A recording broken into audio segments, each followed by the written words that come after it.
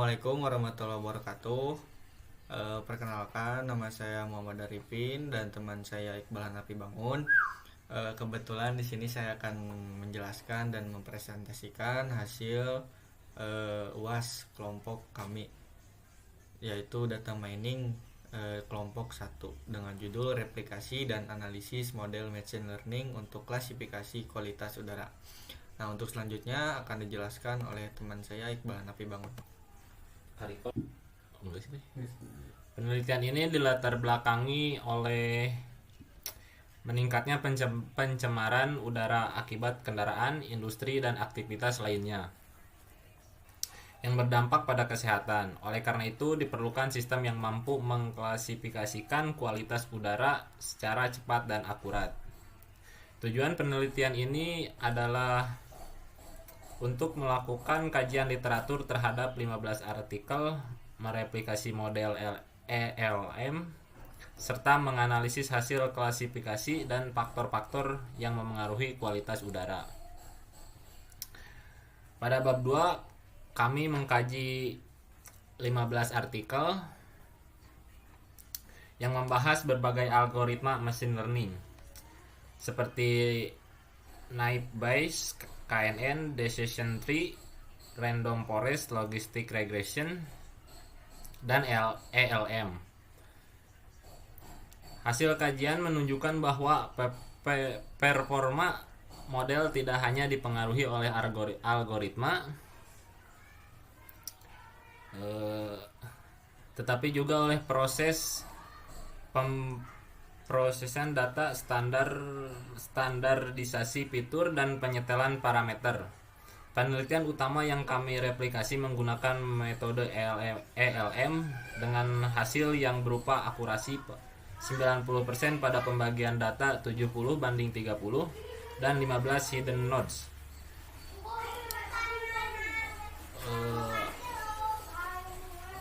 Pada tahap metodologi, dataset yang diproses melalui pemrosesan seperti membersihkan data, menangani nilai yang hilang, dan melakukan standarisasi fitur. Selanjutnya data dibagi menjadi data latih dan data uji. Kemudian dilatih menggunakan algoritma Extreme Learning Machine. Performa model dievaluasi menggunakan akurasi, precision, recall, F1 score, dan confusion matrix untuk mengetahui hasil klasifikasi secara menyeluruh. Untuk analisis hasil menunjukkan bahwa konfigurasi terbaik diperoleh pada pembagian data 70:30 dengan 15 hidden nodes yang menghasilkan akurasi sebesar 90%. Selain itu, parameter PM2,5 menjadi faktor yang mempengaruhi dalam menentukan kualitas udara. Hal ini menunjukkan bahwa model ELM cukup efektif untuk membantu klasifikasi kualitas udara. Sebagai kesimpulan, penelitian ini menunjukkan bahwa algoritma Extreme Machine Learning mampu memberikan performa yang baik dalam klasifikasi kualitas udara dengan akurasi terbaik sebesar 90%. Hasil penelitian ini juga menunjukkan bahwa kualitas data, proses pemrosesan, dan pemilihan parameter sangat memengaruhi performa model. Kedepan model ini masih dapat dikembangkan menggunakan dataset yang beragam agar hasil semakin akurat. Selanjutnya Arifin lah masuk. Oke, di sini saya akan melanjutkan terkait pemrosesan data mungkin ya. Nah, jadi pada penelitian ini tujuan utama yang ingin dicapai adalah membangun model machine learning yang mengklasifikasikan kualitas udara berdasarkan beberapa parameter polutan udara. Nah, jadi pada penelitian ini berfokus pada klasifikasi bukan prediksi nilai masa depan.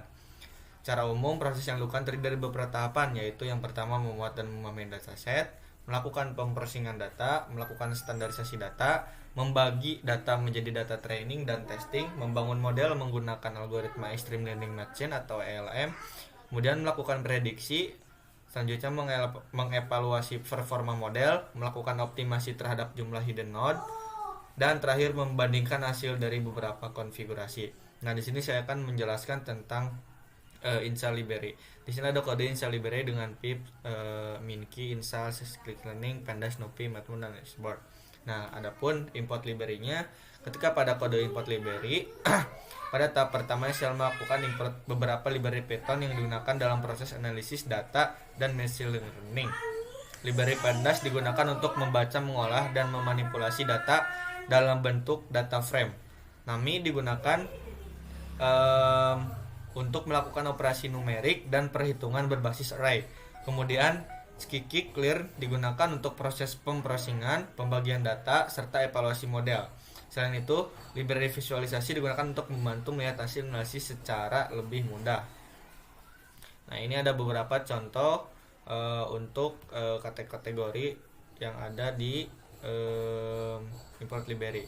Nah, di sini ada membuat dataset sintetis ke dalam program menggunakan pandas. Dataset ini berisi beberapa parameter yang berhubungan dengan kualitas udara, yaitu PM2,5, PM10, kemudian ada SO2, ada CO, ada NO2 dan O3. Parameter-parameter tersebut digunakan sebagai variabel input atau fitur untuk melakukan klasifikasi. Sedangkan variabel target atau label yang ingin diklasifikasikan adalah kategori kualitas udara. Nah, ini untuk penjelasannya. Jadi, secara sederhana, model akan mempelajari hubungan antara kadar polutan dengan kategori kualitas udara. Contohnya berdasarkan nilai PM2,5 dan PM10 dan polutan lainnya. Model akan belajar menentukan apakah kondisi udara termasuk ke dalam kategori kualitas udara tertentu. Nah, ini ada tahap pemprosesingan. Data frame. Ada model ELM juga. Nah, ini ada penerapan struktur data. Pada tahap ini dilakukan pemeriksaan awal terhadap dataset. Pemeriksaan ini bertujuan untuk mengetahui jumlah data, nama kolom, tipe data. Nah, ini. Serta struktur dataset secara keseluruhan. Tahap ini penting karena sebelum data digunakan untuk machine learning, kita harus mengetahui terlebih dahulu kondisi dan struktur datanya. Nah, ada pemeriksaan missing value duplikasi. Selanjutnya dilakukan pengecekan terhadap missing value atau data yang kosong. Missing value perlu diperiksa karena data yang kosong dapat mengganggu proses pelatihan model machine learning. Selain itu, dilakukan juga pengecekan data duplikat untuk mengetahui apakah terdapat baris data yang sama secara berulang. Kalau sudah, dataset berhasil dibuat. Nah, di sini ada pemprosesingan data. Tahap pemprosesingan merupakan tahap penting sebelum data digunakan untuk membangun model. Pada tahap ini dilakukan beberapa proses, seperti memastikan tipe data sesuai, kemudian menangani nilai kosong, serta memastikan data numerik dapat diproses oleh algoritma. Tujuannya adalah pemrosesingan data menghasilkan data yang lebih bersih dan siap digunakan dalam proses machine learning. Dengan pemrosesan yang baik, kualitas data yang digunakan oleh model menjadi lebih baik, sehingga proses pembelajaran dapat dilakukan secara lebih optimal. Selanjutnya ada model ELM.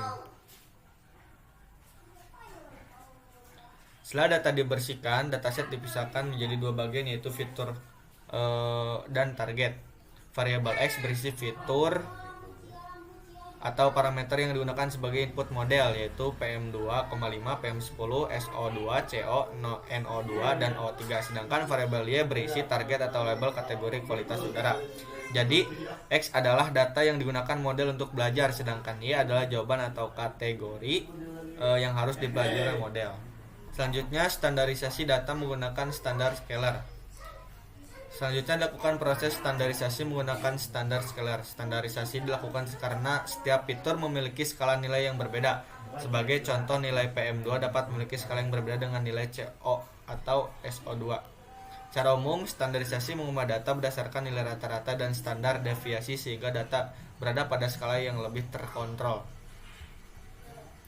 Nah, di sini ada training dan evaluasi. Ini men-training ataupun melakukan running serta evaluasi, melatih.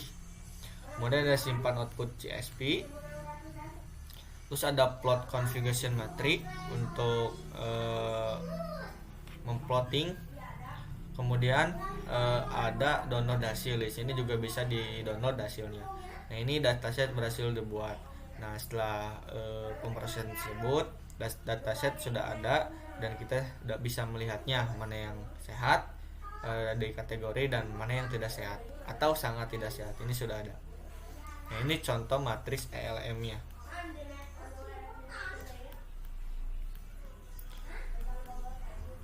Nah, ini confusion matrix. Selain matriks numerik digunakan juga configuration matrix untuk melihat detail hasil klasifikasi.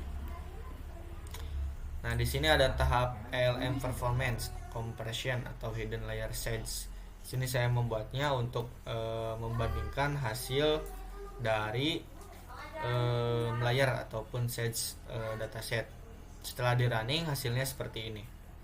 Kemudian ada plotting the result juga. Di sini ada tabel ELM classification accuracy versus number of hidden networks. Jadi seperti grafik pasar. Kalau misalkan disebut akurasi lah seperti itu, atau number of hidden networks. Di sini sudah kelihatan data-data setnya. Nah, di sini juga ada optimal ELM model training and evaluation. Setelah saya running, hasilnya seperti ini. Ini tergantung permintaan kita mau seperti apa untuk datasetnya. Kemudian saya juga mencoba untuk running classification report to get the string output. Nah, ini outputnya. Ada juga sama confusion matrix optimal ML atau N40. Nah, ini juga bisa di-download otomatis ketika kalian misalkan ingin mendownloadnya untuk tugas ataupun hasil-hasil yang lainnya. Nah, jadi kesimpulannya berdasarkan seluruh proses yang telah dilakukan pada hasil ini dapat disimpulkan bahwa penelitian ini berhasil menerapkan algoritma extreme learning mastering untuk klasifikasi kualitas udara. Tahapan penelitian dimulai dari pemuatan dataset, pemeriksaan data, pemprosesingan, standarisasi, pembagian data, pembangunan model LLM, prediksi, evaluasi, hingga optimasi. Fitur yang digunakan terdiri dari PM2,5, PM10, SO2, CO, NO2, dan O3, sedangkan targetnya adalah kategori kualitas udara. Berdasarkan hasil pengujian, konfigurasi terbaik diperoleh dengan pembagian data 70% untuk training dan 30% untuk testing, serta menggunakan 15 hidden node. Konfigurasi tersebut menghasilkan akurasi sekitar 90%. Dengan demikian, model LLM dapat digunakan sebagai salah satu pendekatan machine learning untuk melakukan klasifikasi kualitas udara berdasarkan parameter polutan. Oke, sebagai penutup, demikian presentasi mengenai aplikasi dan analisis model machine learning untuk klasifikasi kualitas udara yang telah saya lakukan dan teman saya. Melalui penelitian ini dapat dipahami bahwa keberhasilan model machine learning tidak hanya dipengaruhi oleh algoritma yang digunakan, tetapi juga oleh kualitas data, pemprosesingan, pembagian dataset, serta konfigurasi parameter model. Nah, sekian, terima kasih dari saya. Mohon maaf bila ada kesalahan. Wabillahi taufiq wal hidayah. Assalamualaikum warahmatullahi wabarakatuh.